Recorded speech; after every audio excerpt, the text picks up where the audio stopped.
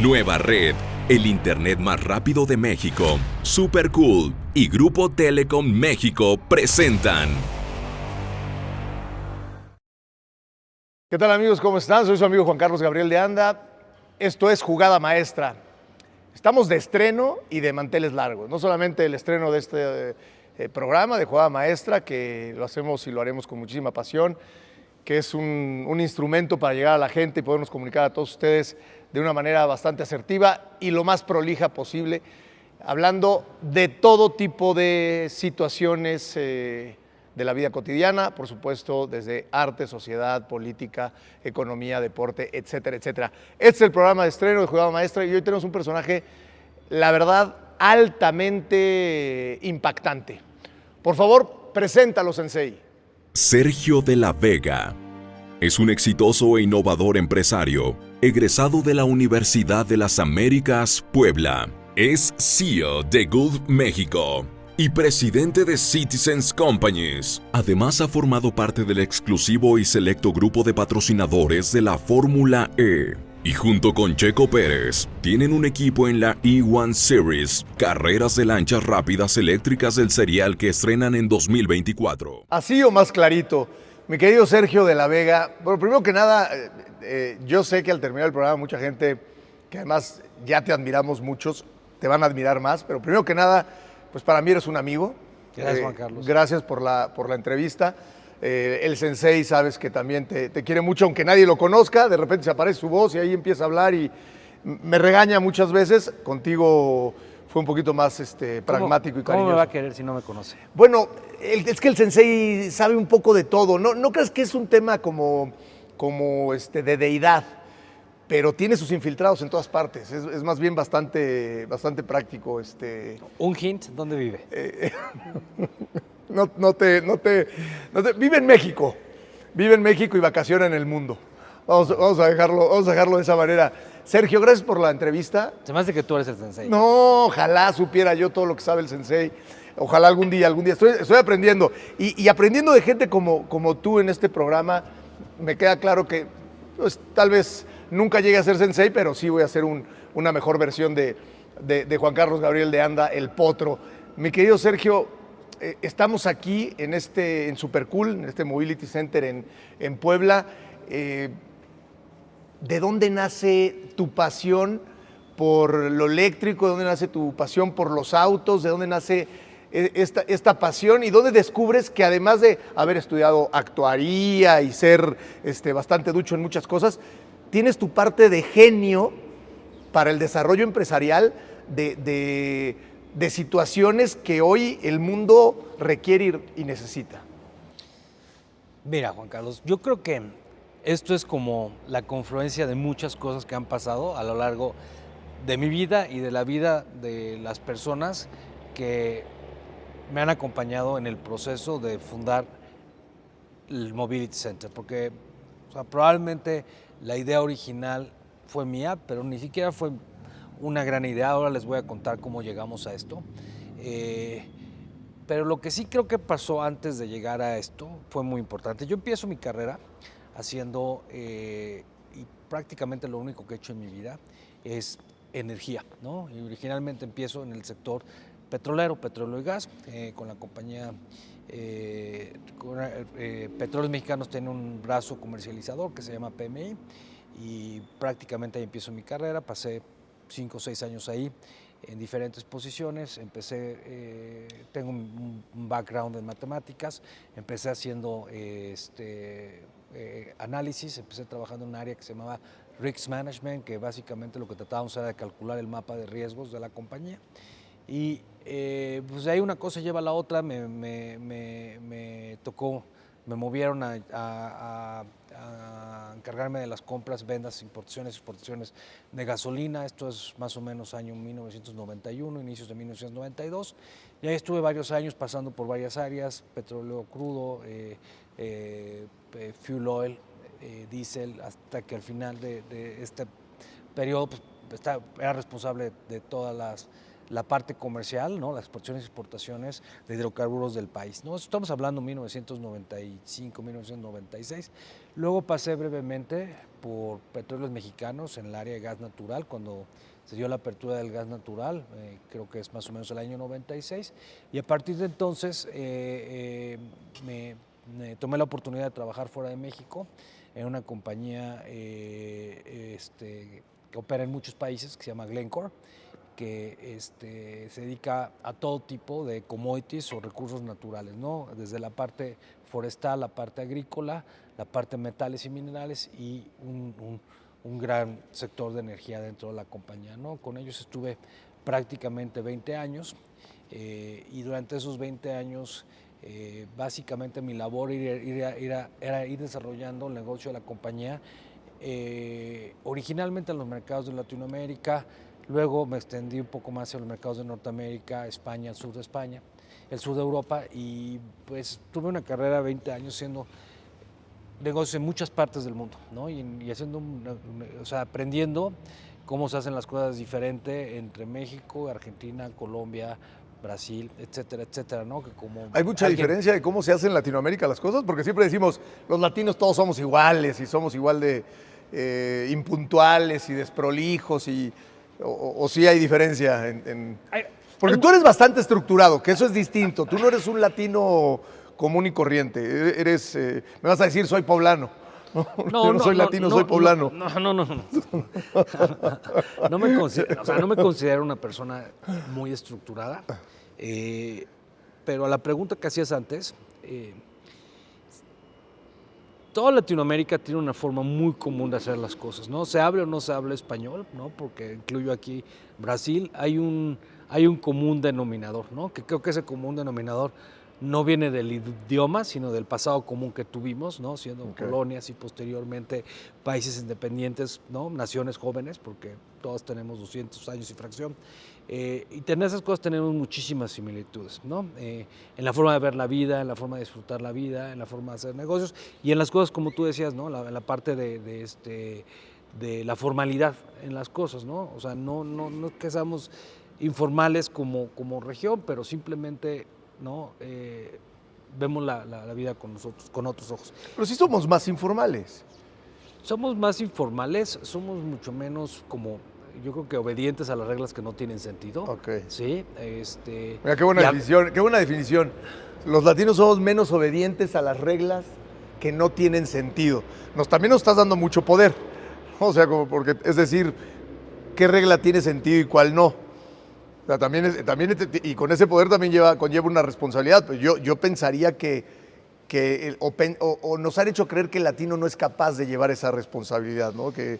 O sea, yo creo que digo, tampoco podemos tomar a pecho esto, ¿no? De no respetar las reglas que no tienen sentido. Somos muy bohemios. Si no nos volvemos una anarquía, ¿no? Y yo creo que no somos anárquicos en general. Yo creo que hay otras regiones del mundo mucho más anárquicas, ¿no? Pero a ver, perdón que te interrumpa. Tú que trabajas haces negocios con muchas partes del mundo. ¿Es más complicado hacerlo en Latinoamérica? ¿Con esta variación a la regla?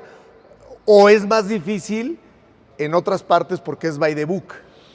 Yo creo que la pregunta es un poco compleja de responder, ¿no? Porque para eso te tenemos aquí. Porque más complicado. Para eso te tenemos aquí, precisamente, para eso te tenemos aquí. Porque más complicado, ¿no? Puede que subir el Everest sea muy complicado, pero para un alpinista profesional es menos complicado que esquiar en agua, ¿no? Entonces sí, creo que tiene que ver mucho con el pasado, con lo que has hecho. Creo que Latinoamérica tiene muchas facilidades para hacer negocios para los que entendemos cómo opera, pero también tiene muchas dificultades, ¿no? Desafortunadamente siento que es una región en la que hay muchos riesgos a la hora de hacer negocios y hay que vivir con ellos, saberlos entender y leer antes de tiempo, ¿no? Y hay países que son supremamente estructurados en las que en la primera sentada puedes ver todo lo que va a pasar, ¿sí? Pero la puerta para entrar es muy rígida, ¿sí? O sea, hay lugares en los que es muy fácil entrar y una vez adentro las cosas son difíciles, hay lugares que son tan estructurados que entrar es muy difícil, pero una vez adentro es de bajada, ¿no? Hay países que son sorprendentemente fáciles una vez que entraste. Dime uno. Mira, Estados Unidos es un país que es muy Bueno, fácil una vez sí, que sí. entraste. ¿Sí? Pero en este tema eléctrico, ¿quién es menos reacio o dónde es totalmente cuesta abajo poder operar? Por ejemplo, en Europa. Yo creo que es súper difícil hoy hacer un juicio sobre qué país es más fácil o más difícil en la parte eléctrica, porque todo el mundo está en una transición. Todos estamos en una transición y yo he visto que países que empezaron antes de la transición se han rezagado y países que venían atrás los han rebasado, ¿no? Pasa con muchas tecnologías, ¿no? Pasó con países en África o en Latinoamérica en la que no llegó a haber toda la cobertura de telefonía normal y cuando llegó los celulares, de repente con celulares cubriste todo y ya ni siquiera se acabó de hacer la red de cableado telefónico, ¿no? Entonces, así yo creo que está pasando en esta parte de tecnología, en el que algunos no van a pasar por los primeros modelos eléctricos, pero van a llegar a reemplazar todas sus flotas muy rápido. Pero déjame regresar a donde veníamos con la pregunta original, ¿no? Yo trabajé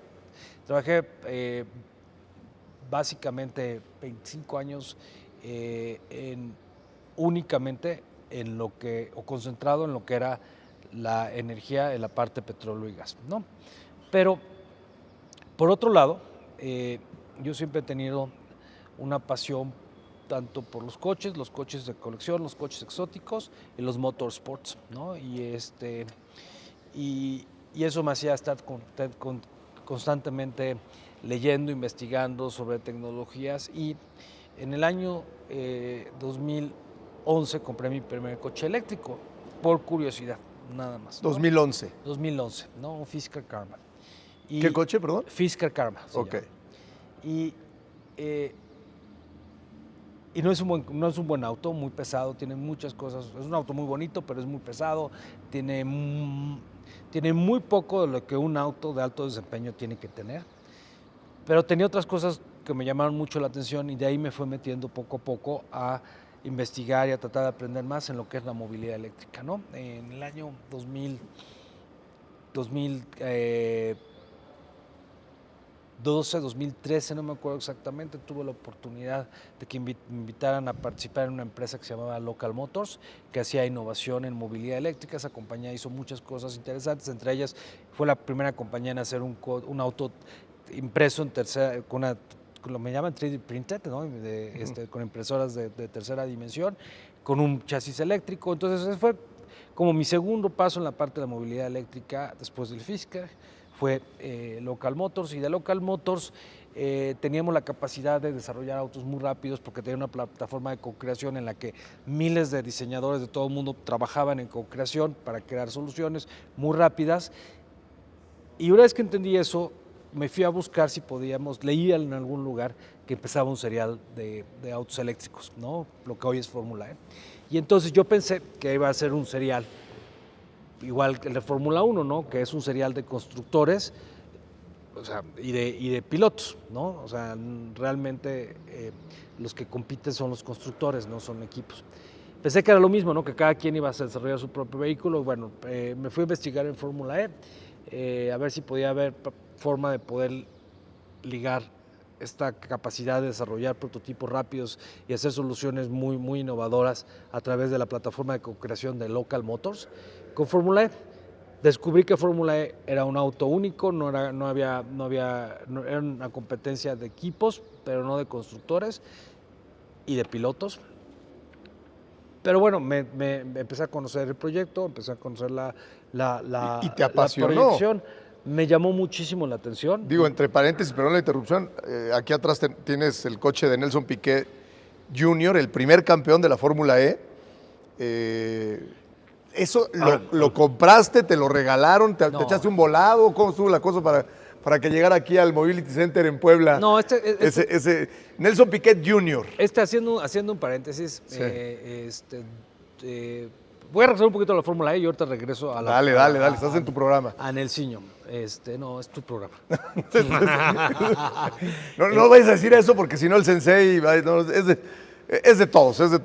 Para mí es tu programa hasta que no conozcas al sensei, ¿eh? Okay.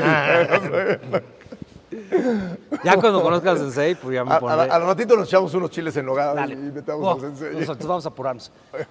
No, te estamos disfrutando, así que venga, expláyate con toda Entonces, calma. llego a Fórmula E, no había posibilidad de traer mi idea de desarrollar un vehículo para ellos, pero sí hubo la oportunidad de participar como parte del equipo inicial de inversores en el desarrollo de la Fórmula E. Entonces me involucré con ellos como inversor, como consejero, muy antes de que empezara el serial y durante los primeros años del serial estuve muy involucrado. Y bueno, eso realmente me puso en el carril de la electromovilidad, ¿no? O sea, las primeras carreras, pues los únicos que íbamos a estas cosas de Fórmula E era la gente que teníamos legítimo interés, un interés temprano en la movilidad eléctrica, ¿no? Fabricantes de baterías, fabricantes de motores, pero éramos unos cuantos, ¿sí? Algunas otras compañías que empezaban a hacer los primeros autos eléctricos como Nissan, Renault, pero no había realmente, o sea, estoy hablando Sí, no había aficionados como 2014, tal. No, Era como muy especializado el tema. De hecho, los que creíamos en la movilidad eléctrica estábamos locos. O sea, eso yo creo, esa era mi percepción ante el mundo, ¿no? La Fórmula 1 siempre ha sido muy exitosa, hoy es más exitosa que nunca, pero en esa época ya era exitosa, ¿no? Entonces la gente que seguía Fórmula 1 decía, es que ni con chochos van a estar algo cerquita a lo que es Fórmula 1, y es cierto, en verdad, pues las velocidades, todo lo que pasa en Fórmula 1 es muy diferente, pero cuando entiendes que es un serial diferente, que se trata de combinar no nada más la velocidad, sino el manejo de la energía y el rendimiento, ya se vuelve interesante, ¿no? Y yo creo que poco a poco ha ido adquiriendo más. Pero regreso, o sea, aquí paramos en cómo llego a Fórmula E, cómo a través de Fórmula E, en el año 2013, 2014 empiezo a vivir el mundo de la movilidad eléctrica. Tuve la oportunidad de ir a muchas carreras y Fórmula E en los primeros años trataba de correr en todos los continentes, entonces me tocó viajar y darle muchas vueltas al mundo, girando alrededor de lo que era Fórmula E y lo que representaba, ¿no? Este mensaje de sustentabilidad, este mensaje de tecnología que no tenía que ver nada con la combustión interna, y ahí fue como me fui metiendo poco a poco en otros proyectos que tenían que ver como movilidad eléctrica, que más tarde en mi vida regresarían a ayudarnos a formar lo que es hoy este Super Cool Mobility Center. Y hoy de ahí, ahora sí te puedo contar la respuesta. Bueno, participando y yendo a tantas carreras, pues te vas haciendo amigo, parte de la comunidad de Fórmula E, y entre esos, pues empezamos a tener amistad con los directores de los equipos, con los pilotos, y nos hicimos buenos amigos de Nelson. Nos tocó ver a Nelson ganar la con primera los hermanos temporada. Buenaventura, ¿no? Habría Con que, los hermanos Buenaventura habría que también, comentar de Álvaro y Quique, entre otras cosas. Claro, sin también. agraviar a ningún amigo, el buen Alejandro, el buen Alberto, Jaime, etcétera, etcétera. Entonces, ahí lo conocí, o sea, hicimos una buena amistad. Y ahí paró, ¿no? Nelson hijo. Nelson hijo. Nelson hijo. Ese fue el conductor, Nelson. Okay. Nelsinho le decía. Nelsinho.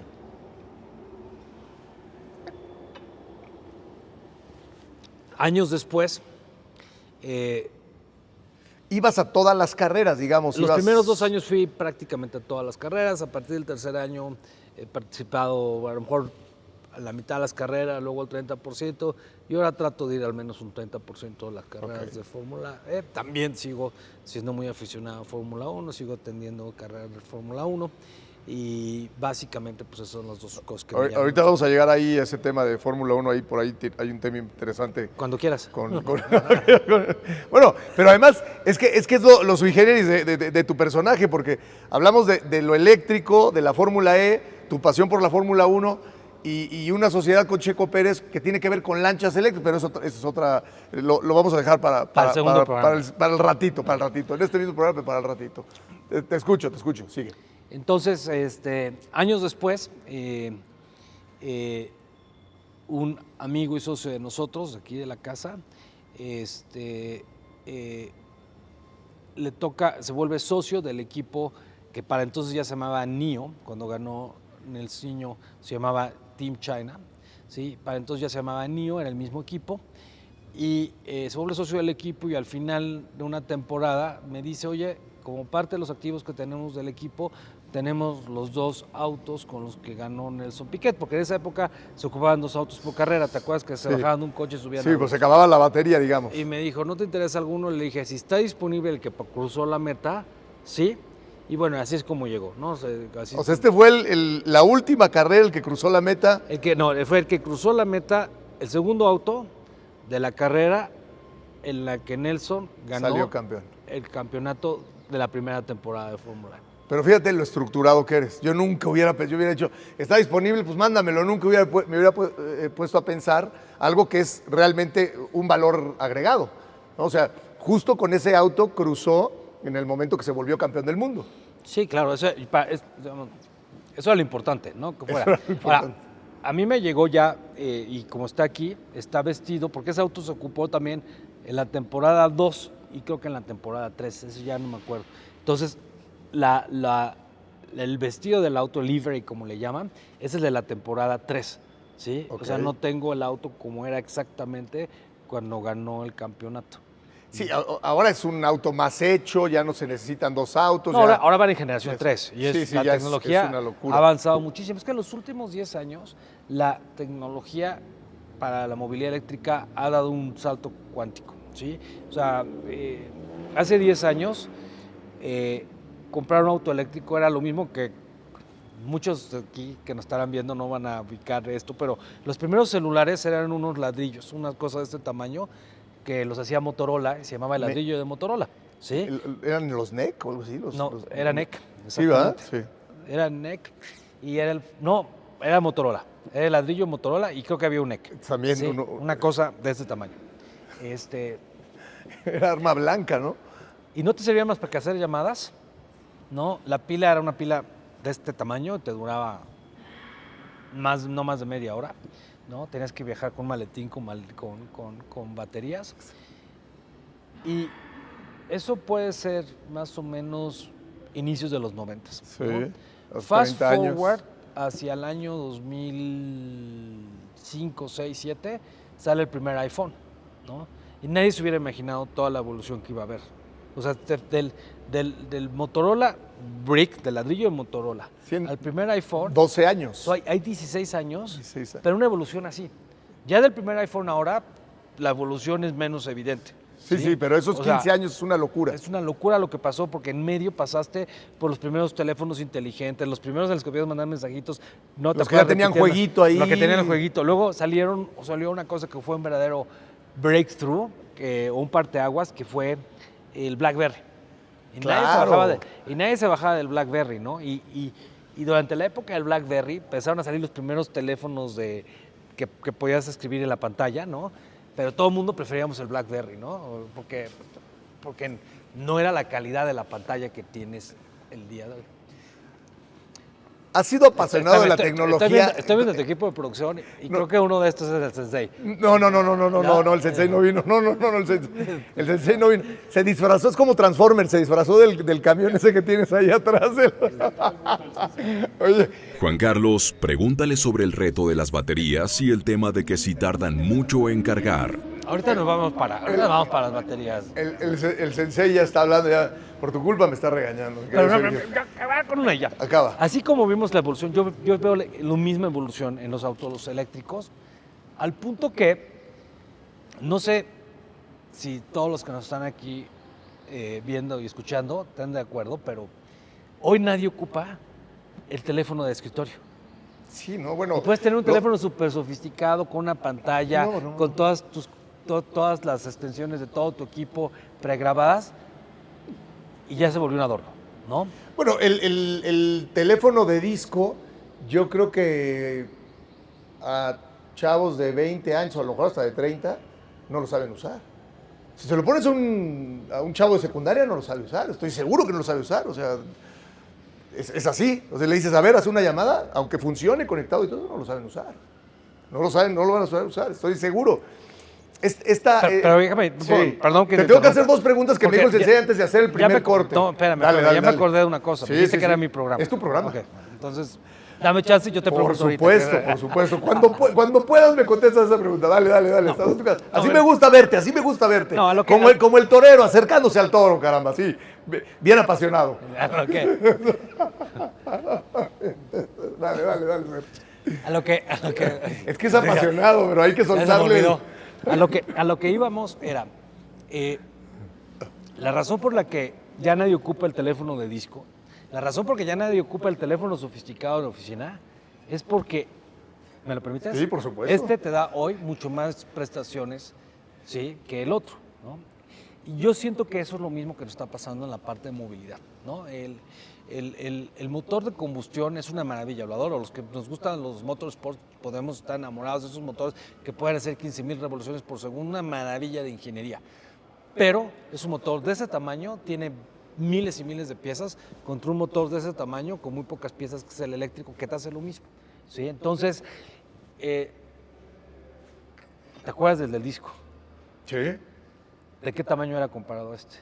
No, mucho más grande. Una cosa de este tamaño, ¿no? Claro. O sea, en tamaño, en todo, o sea, hay momentos que no puedes parar a la tecnología. Y yo creo que la tecnología de combustión interna ya llegó a un límite, ¿no? Y ya estamos en ese reemplazo. Y por eso fue que poco a poco me fui cambiando de carril de la parte de petróleo y gas a la parte de movilidad eléctrica, no sin antes darme cuenta que en la forma en la que tú consumes energía de muchas maneras, ¿sí? Consumes en forma de gasolina cuando te llevan, cuando Sí. manejas, pero consumes en forma de electricidad cuando llegas a tu casa. Las dos le llaman un vector energético. Todos pensaríamos que el mundo está electrificado, porque llegas a tu casa y le pegas a un switch y se prende la luz y buscas un contacto y en todos lugares encuentras dónde conectar tu celular. Pero de la demanda diaria de energía, solamente el 30% es en forma de electricidad. Todo lo demás sigue siendo en forma de combustión interna. Y la combustión interna es muy ineficiente. La electricidad es muy eficiente. Claro, si la electricidad la haces con combustión interna, pues arrastras las ineficiencias de la combustión. Entonces, ¿a qué voy con esto? Que tienes una tecnología que es mucho más eficiente, es muy diferente, y que el mundo se tiene que electrificar más. Es decir, que podamos ocupar mucho más del 30%, a lo mejor el 50%, a lo mejor el 60% de energía en forma de electricidad, y el resto seguir ocupando en forma de combustión. ¿Por qué? Porque la combustión, como les decía, aparte de ser ineficiente, genera emisiones, ¿no? Y las emisiones no nos están ayudando a tener un planeta más saludable, ¿no? Sí, pero tampoco puedes separarlo de jalón, es a lo que te refieres, además de, ¿no? O sea, sí hay que electrificar más, pero tendría que ser... ¿En algún momento podremos prescindir absolutamente de la combustión? No, yo creo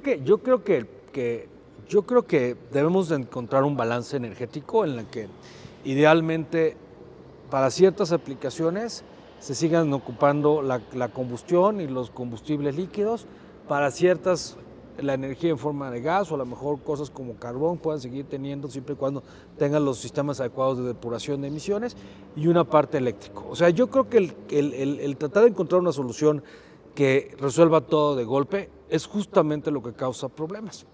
Mira, a los críticos de la industria del petróleo y gas, ¿sí? Si no fuera por el petróleo y gas, ¿no? Que supuesto...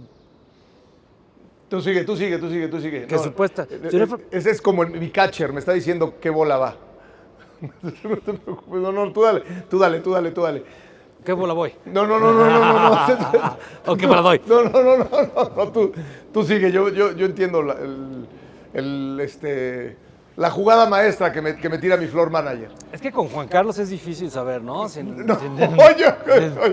mira, vamos a hacer una cosa. Vamos a ir a un corte y ahora tenemos mucho más tiempo para que te puedas explayar perfectamente esto. Nos quedamos en esta pregunta que te hice, nada más de bote pronto, porque esto me lo dijo el sensei y lo tienes que decir en este primer bloque. Es pregunta obligada. ¿Ese auto de Nelsinho lo manejaste? No, nunca lo he manejado. Ya volvemos, esto es Jugada Maestra.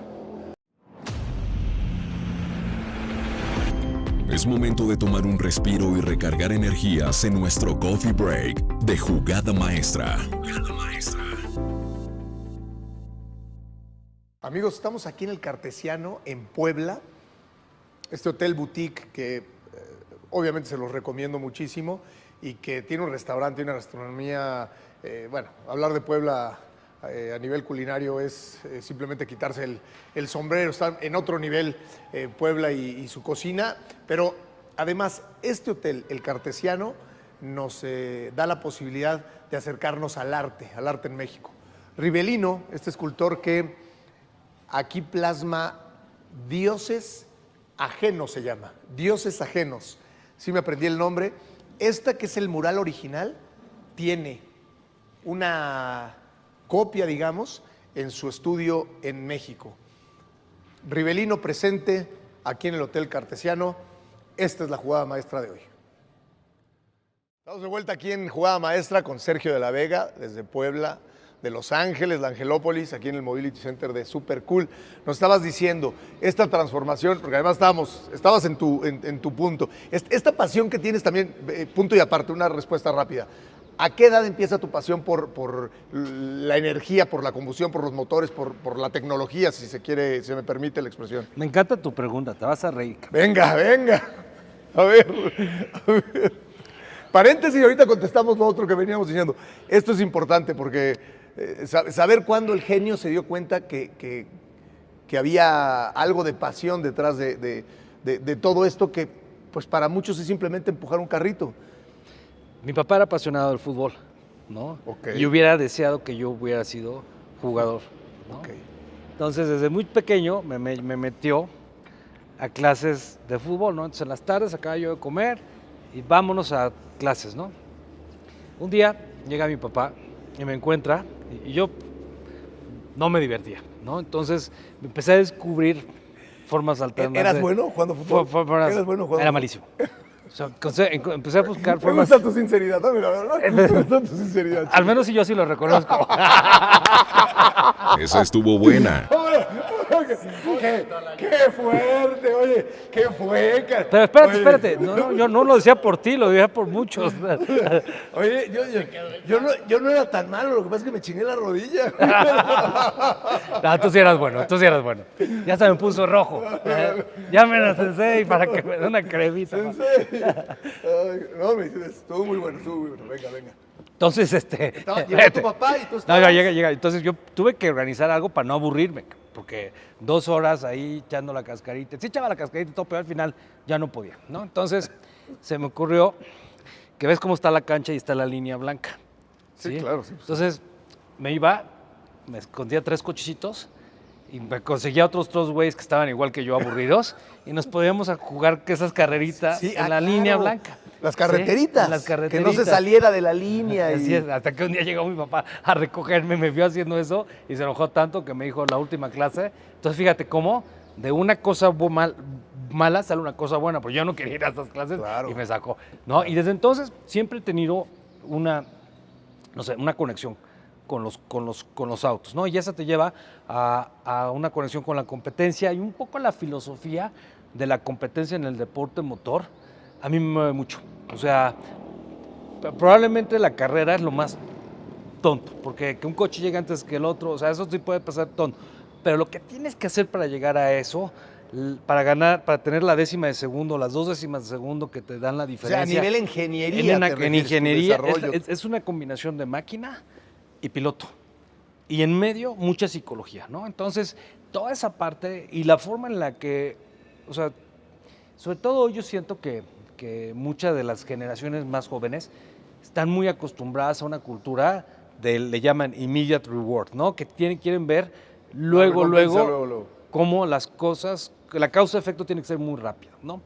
En deporte motor, si empiezas a fallar ahorita, tienes que empezar a trabajar y a lo mejor en 2, 3 temporadas vas a empezar a recuperar todo este tipo de cosas. O sea, te forza a ser paciente, pero también te enseña que aunque las cosas van a durar mucho, entre más rápido las empieces, más rápido las terminas, ¿no? Entonces, a mí esa parte como que es una parte que a mí en lo personal me apasiona. He logrado convivir y entender muy bien cómo funciona este tipo de deporte motor. Entonces, bueno, fue primero de primero, pues, de saber todas las marcas de los cochecitos, luego empezar a saber las marcas de los coches grandes, luego empezar a aprender qué motor tenía qué frenos, qué prestaciones, etcétera, etcétera, luego a llevarlo al tema de deporte motor, en lo que ya no es el vehículo, sino es la combinación del vehículo, la tecnología y el piloto y la psicología que envuelve todo el equipo. Con eso que me dices, perdón, con eso que me dices, lo de la Fórmula E, entendiendo que no era tan rápida en su momento, no era tan rápido, no era un motor de combustión tan vertiginoso, no llegaba a los 300 y tantos kilómetros por hora, etcétera, etcétera.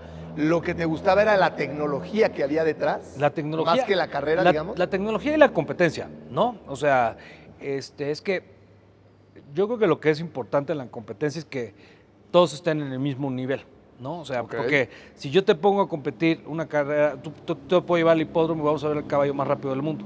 Pero luego te llevo a una carrera de motocross y las motos son más rápidas que los caballos. Entonces, o sea, yo no veo nunca el tema de motorsports como cuál es el más rápido, sino cuál es el más competitivo, ¿no? Y en ese sentido, Fórmula es muy competitivo. Número uno, corres en un circuito callejero. Sí, o sea, no quiero minimizar a los pilotos de Fórmula 1 porque todos son mis héroes, pero un piloto de Fórmula 1, la mayoría de las veces, si algo hace mal, se sale y hay una cosa que se llama runway, un espacio de salida, ¿no? En el que la mayoría en ese espacio de salida ya perdiste mucha velocidad y si llegas a darte con la barrera, pues ya te vas a dar levesón.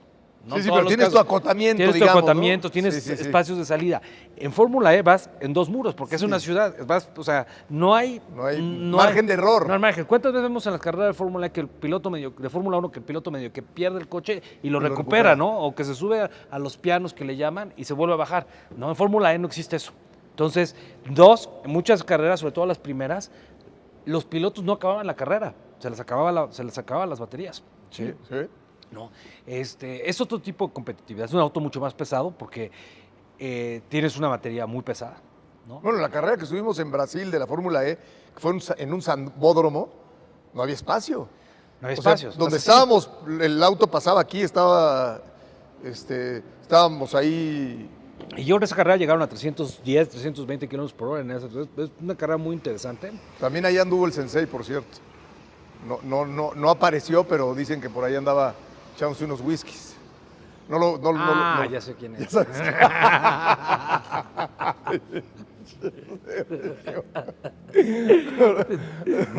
Es como si esto... es una delicia platicar contigo. Ustedes son los dueños de la postproducción. Dale, es una delicia platicar contigo. Dale. Que además nos enseñas mucho. ¿En qué nos quedamos? No, a ver, o sea, esta parte de que es mucho más parejo la competencia en la Fórmula E, ¿no? Que eso te gusta, o sea, que me solamente... gusta, es muy parejo, muy competitivo. Todos los pilotos son pilotos, que la mayoría es Fórmula E, todos son unos Fórmula 1, todos son unos grandes pilotos. Obviamente, Fórmula 1 es una cosa muy particular. O sea, llegar a ser piloto de Fórmula 1, el número de seguidores que tienes, no sé el día de hoy, pero... Si eres un rockstar, eres una estrella de cine, o sea, ser piloto de Fórmula 1 es... Fórmula 1 es el deporte más visto en el mundo. Wow. ¿Sí? O sea, cada carrera la atienden entre medio billón y 3/4 de billón de personas en vivo, ¿no? O sea, y son 22 carreras a lo largo del año. Yo no creo que haya un deporte, probablemente a la final del mundial, del Super Bowl, la final del mundial Sí, cada 4 años. Cada 4 años. Pero no cada fin de semana. Pero cada fin de semana durante temporada lo que trae, entonces, y lo que mueve en dinero, no creo que haya un deporte que mueva más plata en patrocinios, global, ¿no? Sí puede haber equipos como el Manchester United o como el Real Madrid que pueden mover más plata como equipo simple, pero como global no creo que haya nadie que maneje esta influencia, esta capital que maneja Fórmula 1. Entonces los pilotos de Fórmula 1, pero también llegar a Fórmula 1, de piloto de Fórmula 1, es muy difícil, ¿no? Porque... ¿Le va a poder competir la Fórmula E a la Fórmula 1 algún día? O sea... Yo no creo que nunca se ha planteado Fórmula E ser competencia de Fórmula 1. ¿Sí? Cuando tienes un diferenciador, vete por tu diferenciador y no trates de humillar a tu competidor en algo que no es necesario, ¿sí? O sea, tú vendes frutas, yo vendo frutas, pero lo tuyo son las sandías, los míos son las naranjas. Me voy, me clavo en las naranjas, te clavas en las sandías y no trato de meter sandías para también ofenderte. Claro. Que cada quien nos vaya bien. No, yo creo que en ese sentido son deportes muy diferentes. La propuesta de valor es muy diferente, la forma en la que se hace son muy diferentes. El único común denominador es que muchos pilotos de Fórmula 1, cuando acaban su carrera, acaban en Fórmula E. Y no necesariamente son exitosos, ¿eh? No necesariamente. De hecho, muchos pilotos que han salido muy bien de Fórmula 1 tienen una temporada muy difícil en Fórmula E porque hay que aprender a entender todas las dinámicas. Número uno, no vas en una pista que es tersa, vas en un circuito callejero. ¿Sí? Entonces ya no traes estas llantas planas que se llaman slicks, traes unas llantas con dibujo porque puede haber arena y puede haber ese tipo de cosas. Y ya eso es la primera diferencia, ¿no? Cuando te dan, y eso sí he tenido la suerte de conducir un auto con llantas slicks, o sea, el auto va pegado. O sea, te puedes tomar los chances que quieras en la curva y el auto va pegado. Es una diferencia enorme con una llanta común y corriente. Pero bueno, o sea, al final lo que yo quería decir es que mantenerse en Fórmula 1 probablemente es difícil. La carrera para llegar a Fórmula 1 es una carrera supremamente difícil. Hoy empiezan muy chavos, empiezan 4, 5, 6 años con go-karts, ¿no? Y así se echan probablemente hasta los 10, 11, 12 años. A los 12, 13 años están los que han venido ganando las categorías de karts, empiezan a competir en una cosa que se llama Fórmula 4. De Fórmula 4 se harán 2, 3 temporadas, los mejores llegan a una cosa que se llama Fórmula 3. Fórmula 3, los mejores estarán 2 o 3 temporadas y llegarán a una cosa que se llama Fórmula 2. Y en Fórmula 2 es el momento de la verdad. Es una temporada muy cara, entonces o en 1 o 2 temporadas muestras que tienes la capacidad para llegar a Fórmula 1 o ya retírate, ¿no? Y el problema es que aunque puedes ser campeón de Fórmula 2 o puedes hacer un papel extraordinario en la Fórmula 2 y si ese año no se abrieron asientos porque todos los pilotos están haciendo muy buen trabajo, pues tampoco está fácil llegar. O sea, realmente es una combinación de mucha persistencia, de mucho talento, de mucho esfuerzo y de mucha suerte para poder llegar a tener un asiento de este tipo, ¿no? Y el problema es que una vez que lo logras, hay muchos abajo que están presionándote. Entonces, si no tienes rápidos resultados, adiós, te vuelven a bajar y alguien se sube a ti. Y lo que pasa es que muchos de los que bajan acaban corriendo, porque siguen siendo pilotos extraordinarios, ¿sí? Porque es que la diferencia entre un piloto y otro son una décima de segundo. O sea, bueno, lo vimos en la carrera, por ejemplo, en lo que ha sido Checo Pérez como carrera. Estuvo a punto de salir de la Fórmula 1 después de Force India. Y hoy, ¿dónde está, no? O sea, y claro, seguramente hoy es mejor piloto que ayer, es lógico, pero lo que dices tiene mucho sentido en esa dirección, ¿no? O sea, ahora, ¿tiene más oportunidad el piloto de Fórmula E? Quiero entender o es la misma vía, a fin de cuentas. Yo creo que es más difícil llegar a ser piloto de Fórmula 1 que llegar a ser piloto de Fórmula E. Probablemente la segunda categoría donde es más difícil llegar será Fórmula E, ¿sí? Todos los demás pues ya no son fáciles, digo, todas tienes que empezar muy joven, desde karting. ¿Tú hiciste karting? ¿Te gustaban las carreras? No, pero de aficionado. Bueno, ¿sí? claro, sí, pero... Me encantaba, ¿no? Me encanta. Y te metías en la máquina y en el motor y en ver todo eso. En las llantas, en la temperatura de tus llantas, en el motor, o sea... el éxito de un equipo es el éxito de un equipo. O sea, que el piloto entienda su máquina, que la máquina se lleve con el piloto, que todo el equipo entiendan al piloto, a la máquina, y que haya esta como psicología, ¿sí? De que... esa misma visión. De que cada carrera es una oportunidad para ganar o una oportunidad para aprender. Para ¿sí? aprender. O para aprender, ¿no? Okay. Y vas acumulando de aprender en cada carrera poco a poco para poder hacer como que tu caja de herramientas para ganar la siguiente carrera. Hace ratito decías, Checo en Force India, Checo en Red Bull, claro que es mejor piloto, porque cada carrera te hace mejor piloto. Claro, y los más experimentados siguen aprendiendo en cada carrera. Cada carrera tiene tantas situaciones y condiciones tan diferentes. Temperatura, la meteorología, todo afecta. ¿sí? Estás tan en el límite que todo tiene un efecto importante. En esta pasión por los autos y en concreto en esta transición innovadora de Sergio de la Vega yendo hacia lo eléctrico, hoy ¿cuál es tu relación con la Fórmula E? Hoy me considero amigo de Fórmula E, okay. Seguidor de Fórmula E. compartimos muchos espacios porque tenemos un interés común dentro de lo que es la movilidad sustentable, la movilidad eléctrica. Y bueno, considero a todos en Fórmula E muy buenos amigos míos, pero hoy mi foco es básicamente en sacar adelante este proyecto que iniciamos, que se llama Supercool. Ok. Que Supercool es un proyecto que consiste en es un hub de movilidad eléctrica, un hub que es un lugar donde confluyen muchos participantes del mercado para tener una relación tanto económica como social, ¿no? ¿Qué pasa aquí? Aquí tenemos espacio para que cualquier compañía que venda algún tipo de movilidad eléctrica, desde una bicicleta hasta un camión pesado, pueda enseñar sus productos aquí, podamos traer a los compradores o los jefes de sustentabilidad de las compañías que están buscando bajar sus emisiones y encontrar soluciones en lo que tiene que ver con transporte y movilidad que les ayuden a bajar sus emisiones y sus costos también. Entonces, aquí hemos ayudado a compañías muy grandes a encontrar soluciones para que sus equipos de trabajo puedan llegar a trabajar ocupando una bicicleta asistida, ¿no? Una bicicleta que es una bicicleta que pedaleas, pero tiene un motor eléctrico que te asista, que hace que puedas llegar a la oficina sin tener que hacer un esfuerzo extraordinario y no llegar sudado, y a la fábrica donde trabajes, y en la tarde hacer un poco de ejercicio. Te da la ventaja de moverte más rápido que como te moverías en transporte público, te da la ventaja de poder ejercitar y mantenerte en forma porque estás pedaleando de regreso a tu casa.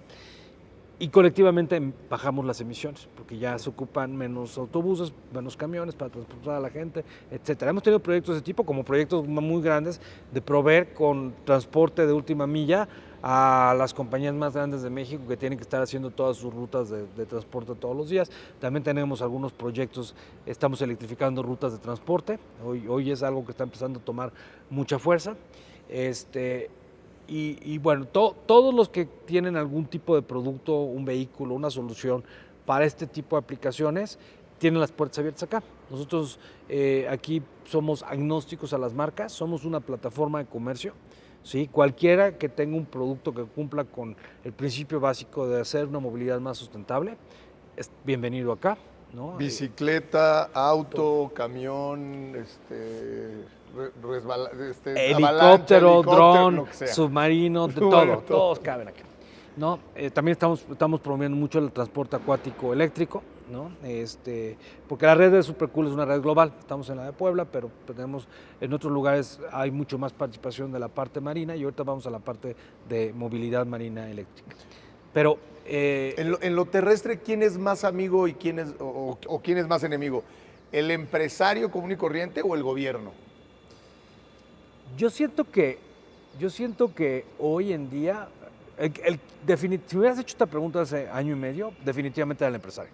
O sea, eran empresarios que tenían un compromiso de responsabilidad social, que estaban buscando hacer la transición, porque aparte esa transición también tiene un efecto económico. Entonces el empresario siempre piensa en la parte económica, en la parte de impacto social, en todos los diferentes stakeholders que tienen en sus negocios. Entonces ellos fueron los que empezaron a adoptar la movilidad eléctrica antes que nadie en México.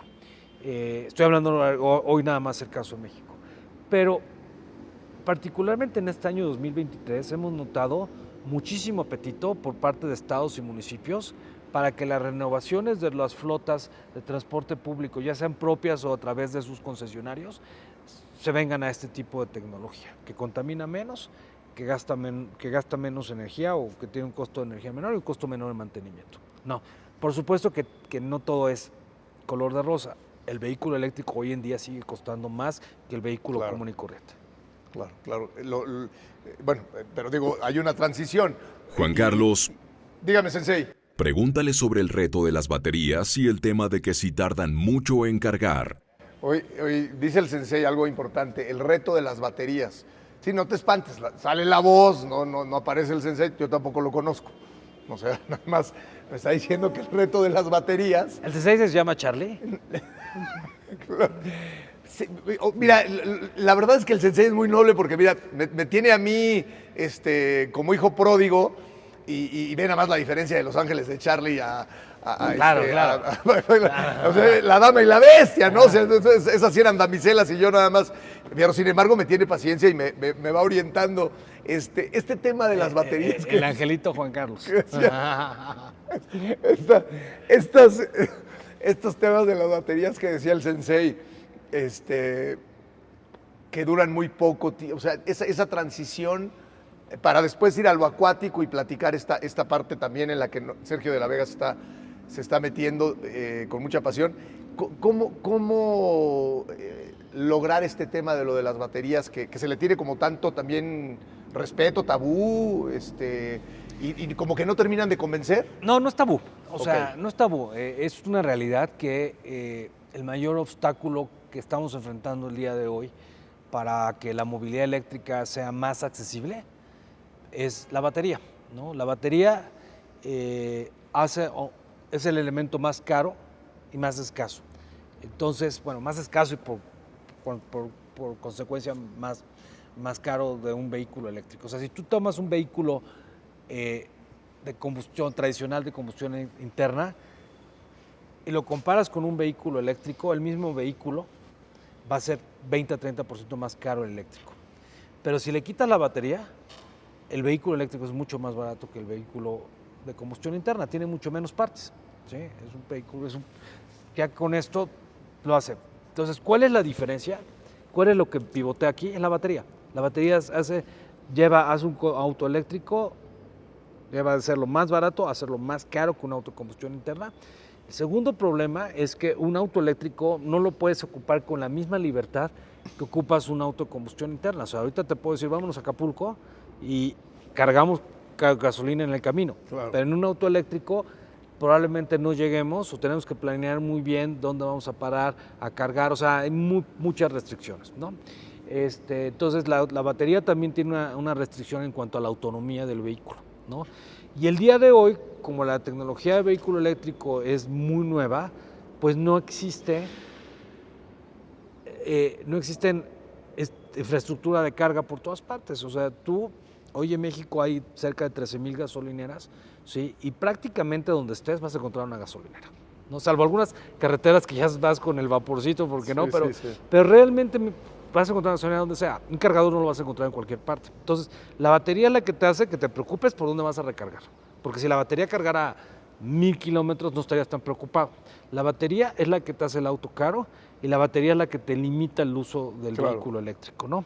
Entonces, ese es el gran reto del vehículo eléctrico, resolver el tema de la batería. Ahora, por otro lado, yo he observado en ya 9 años que he estado involucrado de manera seria en la movilidad eléctrica, que en los últimos 2-3 años está llegando mucho más inversión en compañías nuevas, startups, que hacen baterías o que están desarrollando una nueva tecnología de baterías, o en institutos y centros de investigación, universidades que han estado investigando en nuevas químicas de batería, nuevos cátodos y ánodos, que están empezando a recibir fondeo de la iniciativa privada o que están comprándole sus patentes para desarrollarlo. O sea, en los últimos años yo veía que las baterías, les decía, venían bajando 9% por año cuando yo empecé en la movilidad eléctrica, y esto hacía que cada año, ¿no?, la eficiencia subiera y el precio bajara de esta manera.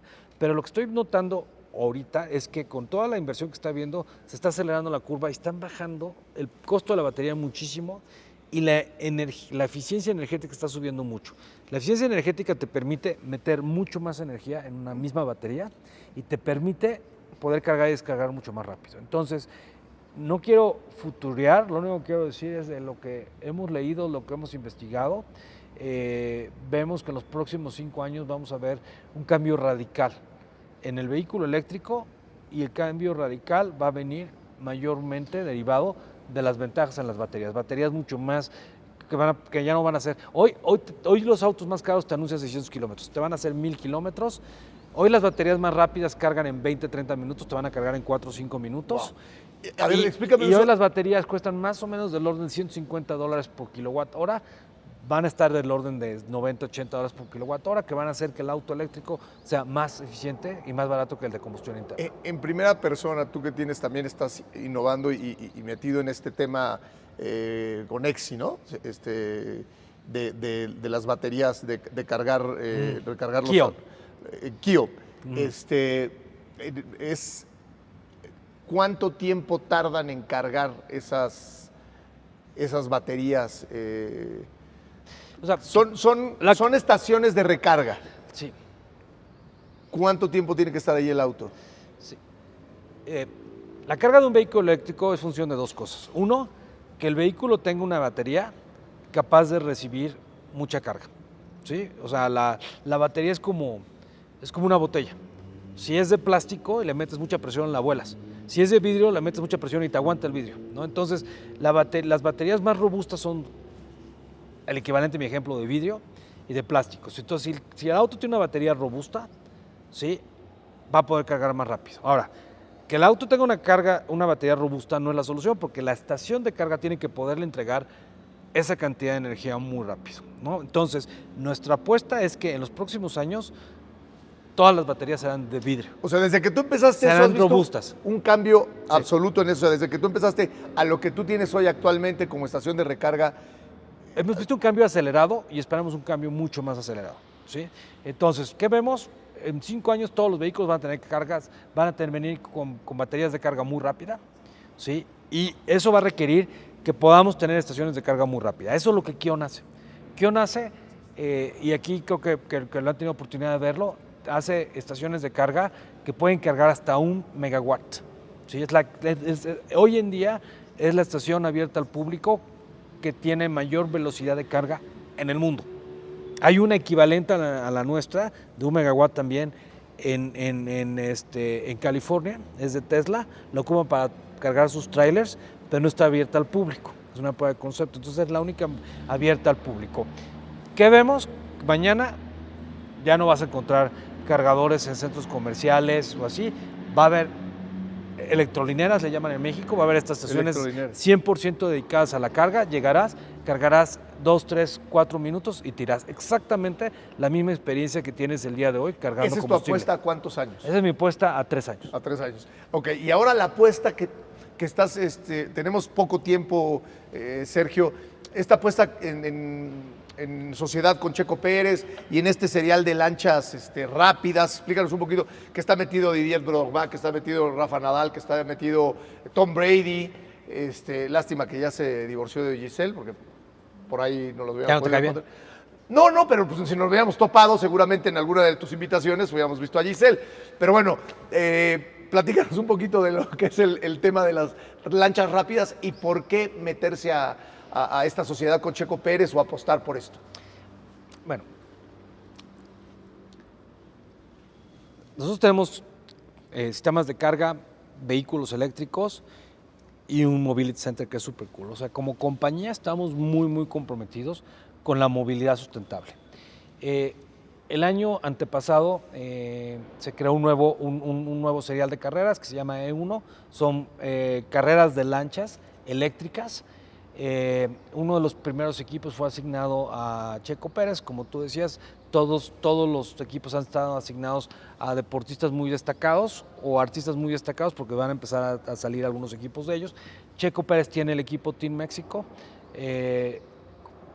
Por nuestra vocación, por nuestro interés en la movilidad eléctrica, nos acercamos a él para ver si había una oportunidad de trabajar juntos en el desarrollo del equipo de carreras de lanchas eléctricas, porque también de ahí queremos pivotear el negocio que tenemos de autos eléctricos y de cargadores eléctricos para barcos y para puertos. Entonces, en ese modelo de negocios que tenemos, que es un área nueva de movilidad eléctrica marina, es donde hay una gran convergencia con lo que estaba haciendo Checo en el equipo de E1 y por eso es que nos hemos juntado para hacer el equipo. Espero que tengamos un gran desempeño. La temporada empieza el año que viene en Jeddah, en el Reino de Saudi Arabia. Hará 3 carreras más en Medio Oriente, 3 más en Europa, 4 en Europa, no tengo las sedes ahorita a la mano y probablemente en 2, 3 temporadas ya la veremos de este lado del Atlántico. Mira, Sergio, la verdad es que yo creo que nos quedamos cortos para mucho que necesitamos Sé que saber el de tiempo esto. en Así que satélite es muy caro, pero ustedes sigan. el tiempo de satélite es muy caro, pero el Sensei nos acaba de mandar una indicación que por ser tú, va a ser libre, así que podemos todavía... Nos va a prestar su satélite. Nos va a prestar su satélite el Sensei, y Super Cool también nos va a prestar su satélite, así que podemos seguir platicando de esto. Qué interesante, o sea, la movilidad eléctrica y que, por ejemplo, un piloto de Fórmula 1, son autos de motor en combustión, etcétera, etcétera, apueste por lo eléctrico y además por lo acuático. ¿Qué pasa? Ya no hay derecha o izquierda, ya no hay Yo creo, ya estamos globalizados. No, es que es una realidad, ya más bien es un tema de globalización, ya eres o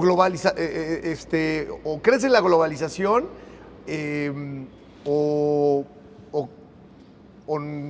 qué, o yo creo que quedarse estacionado en un sitio es muy peligroso, ¿no? yo creo que yo no puedo hablar por Checo, por supuesto. Yo que deberías sentar aquí y hacerle todas estas preguntas.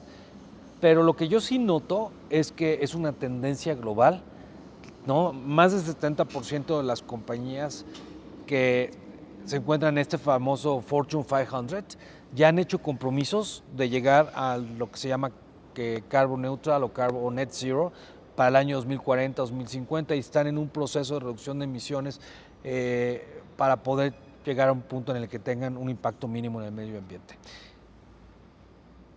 Creo que también hay acuerdos multinacionales de países para reducir emisiones y gases de efecto invernadero, ¿no? Entonces, marcas, empresas, países están empezando a tomar muy en serio este tema de emisiones. Para mí es un tema en el que hay muchas discusiones. Yo, te soy honesto, para mí no tengo una claridad absoluta.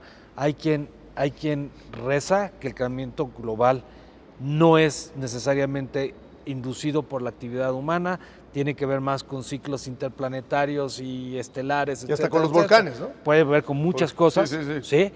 Y hay quien dice que tiene que ver mucho con la actividad humana y con la manera en la que estamos y con el CO2.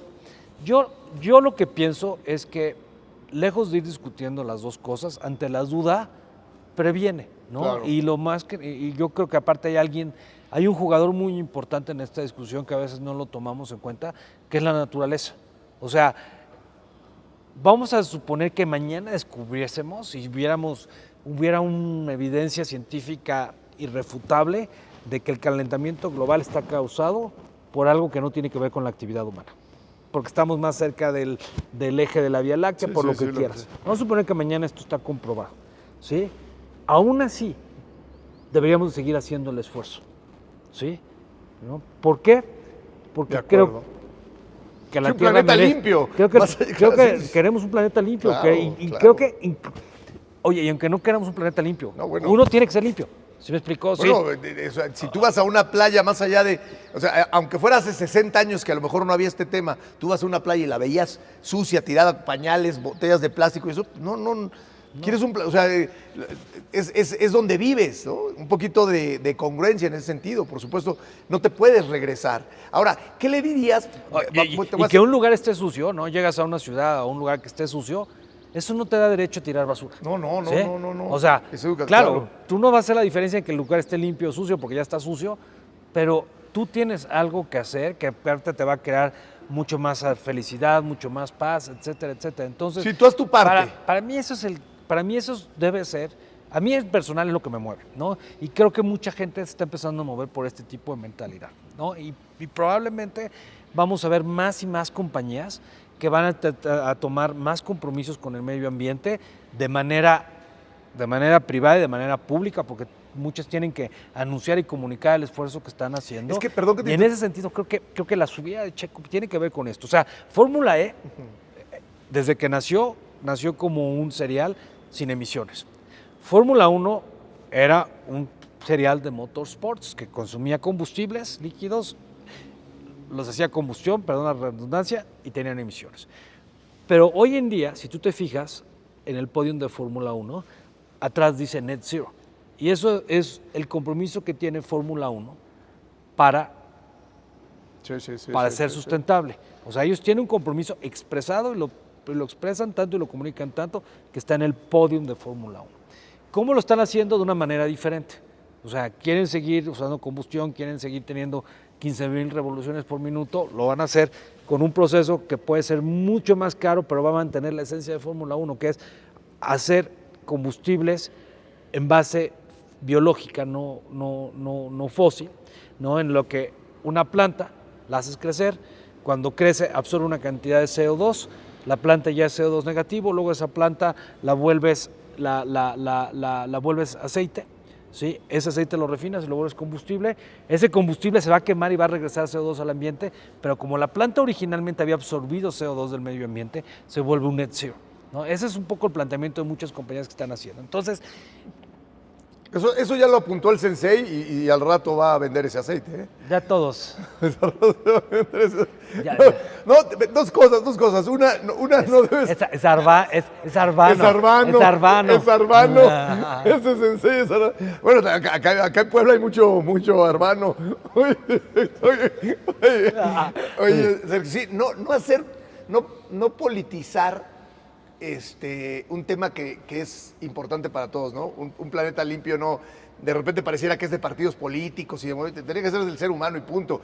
Pero, ¿qué le dirías? Tengo que hacerte unas preguntas también álgidas en ese sentido, porque la gente me va a decir, sabiendo cómo soy, me va a decir, no, bueno, pero es que ahora resulta que todo es color de rosa. ¿Qué le dirías a la gente que dice que el tema de las baterías o el tema eléctrico también contamina y le sacan la vuelta a esta situación que evidentemente yo no sé si haya algo tan puro que pueda no contaminar, pero me queda claro que es mejor lo que menos contamina, lo que es más amable con el ambiente, esta tradición de somos muy sucios a de repente volvernos absolutamente limpios, como impolutos, que yo creo que tampoco el ser humano, por su camino en esta tierra, lo podrá hacer, ¿no?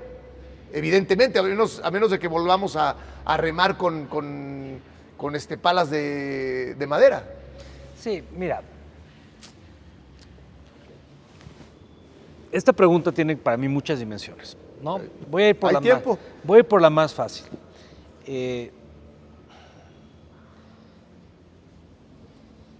Te la tenía que preguntar. No, pero piensa, si queremos salvar nuestro planeta de una forma en la que queramos que la gente se deje de mover, deje de viajar, deje de comer carne. No. O sea, bueno, yo no estoy de acuerdo en eso. Por eso los puristas. Yo estoy de acuerdo con quien lo hace. Claro. Por eso dije, tendríamos que volver a remar prácticamente con remos de madera. O sea, yo creo que en lo individual todo mundo tenemos una elección y podemos elegir ser mucho más sustentables en lo individual, y yo sugeriría que lo hiciéramos y lo viéramos y lo consideráramos. Ahora, si como mundo queremos crear una solución que depende de que todo mundo se alinee con estos principios, la solución es utópica, no va a pasar. Sí, no, de acuerdo. Sin una asamblea de condóminos, siempre hay 3 que se ponen a todo y tiran todo. Imagínate, en un mundo del tamaño que tenemos, va a haber quien no se va a montar en esto. Entonces, ¿cómo le hacemos para que podamos seguir viajando, podamos seguir moviéndonos, pero impactemos menos? De acuerdo. ¿Quieres un vehículo más ligero, un vehículo que contamine menos, etcétera, etcétera? Y ahí voy a la respuesta a lo que me preguntabas originalmente. Número 1, si tu vehículo eléctrico va a andar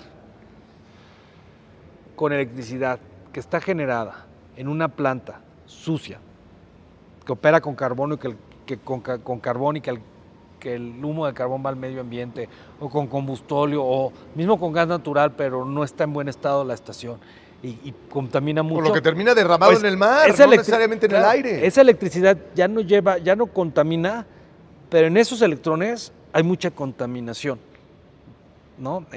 Incluida. Entonces, esa es una de las grandes oportunidades que creo que todos estamos viendo para el mundo, que empecemos a desplazar la forma la generación térmica, ¿no? Que es toda esa forma de hacer electricidad con carbón, con petróleo y con diésel y todo esto, para meter más renovables, ¿no? Y ahí tienes la tecnología solar y la tecnología eólica y muchas tecnologías más que vienen en camino para esto, ¿sí? Entonces, sí hay forma de generar electricidad con un mínimo impacto, ¿no? Y esa es una de las esperanzas que te traen los vehículos eléctricos. Entonces, esa discusión de que si el vehículo eléctrico no salva contaminaciones porque la electricidad de todos nos viene del carbón, tienen razón los que dicen eso, pero lo que no están reconociendo es que en un vehículo de combustión interna nunca te vas a liberar de las emisiones, pero en un vehículo eléctrico, si lo combinas con una energía renovable, sí te liberas de las emisiones. Entonces, no necesariamente las evitas, pero te pones en una posición de poderlas evitar. La segunda pregunta es, la segunda parte de este análisis es, ¿cuál es el impacto ambiental de todas esas, de minar todas estas tierras raras que se necesitan para hacer los magnetos con los que se hacen los motores de los coches eléctricos, o todos estos metales pesados o metales especiales como son el cobalto, como es el mismo cobre, como es el litio, ¿no? O sea, hay preguntas que hay que responder con mucho cuidado, porque Sí, se tiran a la yugular con el tema de la explotación en África y situaciones que, bueno, hay que verlas con el cuidado del caso y contestarlas con la objetividad y sobre todo yo creo que con la responsabilidad, ¿no? De entender, como tú dices, que no se trata de evadir una responsabilidad que tiene el ser humano, o sea, con el mismo planeta y evidentemente también con el ser humano. O sea, cómo ser más amigable en todos sentidos, pero hacer algo, porque Sí. hay gente que solamente critica desde volver a tirar una bolsa de plástico al mar, ¿no? Sí, yo te doy una respuesta muy utópica para los que se le van a la yugular a los autos eléctricos. Si pudiéramos tener una fórmula en la que toda la electricidad del mundo es solar y toda la minería se hace de manera responsable, entonces esta crítica ya no existe más, ¿no? Entonces, creo que en esta solución que es utópica, también hay un camino en la solución. ¿Cómo hacemos cada vez tener más generación renovable? ¿Cómo lo hacemos para cada vez ser más responsables en la forma que minamos y en la forma que reciclamos esos minerales? Okay. Ahora, es una gran respuesta, ¿eh? Es una gran respuesta. gracias, pero la otra cosa es un hecho el día de hoy que el impacto ambiental de hacer un auto eléctrico es más alto que el impacto ambiental de hacer un auto de combustión interna.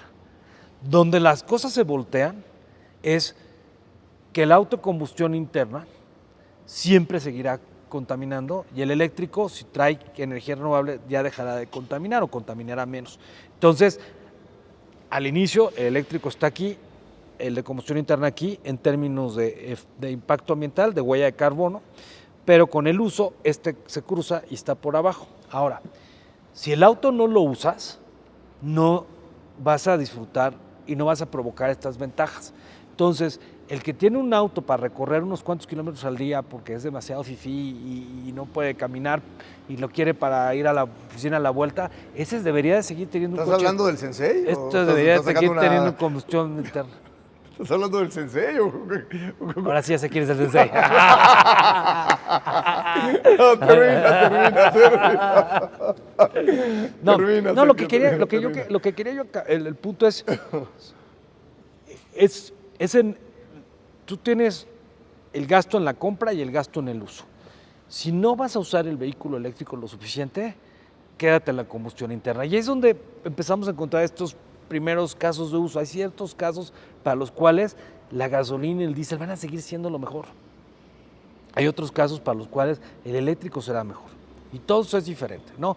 Piensa en uno de estos vehículos. El otro día estaba observando la operación en un aeropuerto, ¿no? Estos camiones que están en el aeropuerto llevando y subiendo gente todo el tiempo.